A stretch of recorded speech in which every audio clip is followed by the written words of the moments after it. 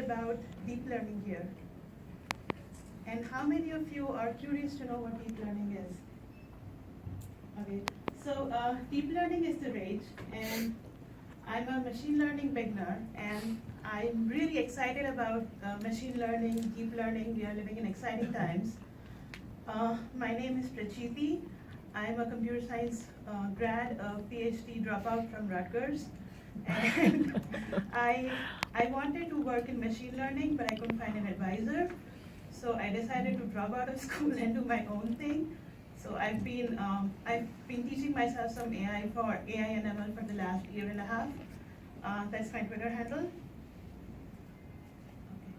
So I would like to thank Women Tech Makers, which is Google's global program providing visibility, community, and resources for women in technology. And the second group of women that made it possible was the Women in Machine Learning Data Science group. They have a local NYC chapter in case you're interested. So I was very lucky that they offered a link, and it was promoted by Google to involve more women in technology, and I got a discounted ticket for just $400. More important, I was able to attend Google I/O. My husband's been trying for the last 5 years. He wasn't able to get through the lottery. So, yay! So, there were 1,700 plus women, and not just from US, but from all over the world. So, huge thanks to Google, Women Tech Makers for making this possible. So, which brings us to what is new in machine learning? What is new is deep learning and AI. So some definitions. Sorry, there's a lot of material on the slide. So what is deep learning? It's a subfield of machine learning concerned with algorithms that are inspired by the human brain. And basically the word deep comes from the fact that there are a lot of layers of neural network stacked like a stack of pancakes. So think of a neural network and layers of them just stacked against each other. And this is not new. So neural networks have been around since the 1960s. But what recently made it possible is that we now have very fast computers. We have a lot of data, so we can actually train all these huge and large neural networks. So some examples of what deep learning can do. Is it a sheepdog or a mob? So some mobs and some like sheepdogs, and the computer can classify with deep learning. And this is whether it's a chihuahua or muffin. And you would be amazed that deep learning now has superhuman performance. So it beats humans at classifying these images, which is amazing. So how is Google using deep learning? They are rethinking all their products for the new AI era.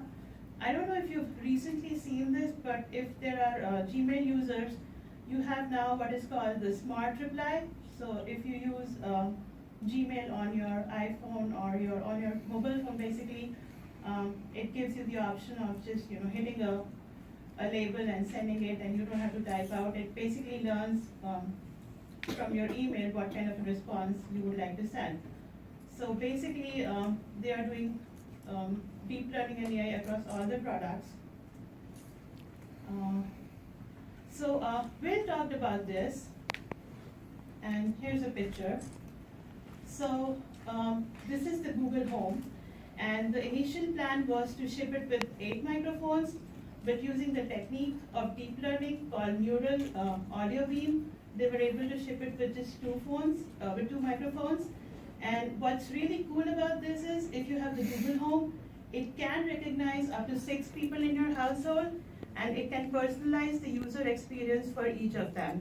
So, you could be listening to a different ad, and some other person in your household could be listening to a different ad, and it's really cool. So I was lucky that Google gave all the attendees Google Home, and I've been trying it out for the last couple of weeks, and it's super cool. Okay. So the other thing that they unveiled was it's called a cloud TPU, which is is basically the tensor processing unit.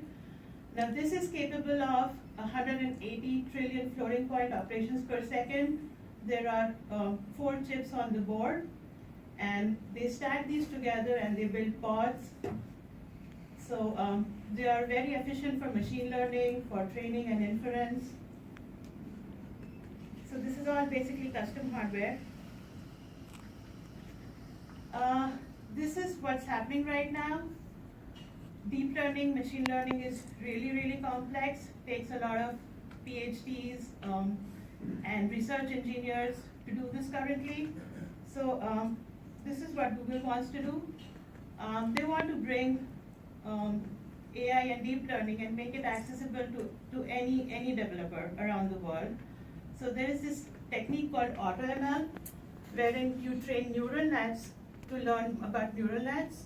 So Sundar Pichai in the keynote, he made a very cool reference to Inception, and he says, you know, I tell my engineers go deeper. This was really cool. This is TensorFlow. So TensorFlow is basically an open source machine learning platform for everyone. It is distributed, and you don't have to know, you have to know some deep learning and some AI, but you don't have to be like an expert to use it. So basically what I'm trying to say is you don't have to have a PhD in machine learning or AI to be able to use it to TensorFlow. You can just go to tensorflow.org and get started with the tutorials, try out the code labs, and build some super cool stuff. It scales very well. It's easy to go from research to production. So awesome stuff. Again, some resources. So this is google.ai. It's where all of Google's machine learning, deep learning, artificial intelligence knowledge bases, all the research tools and applications. And here are some more resources. These are some very interesting talks. They were at Google I/O once they had ended, and I have the links. The slides will be uploaded, so you can just take a look and see them in detail. Thank you so much.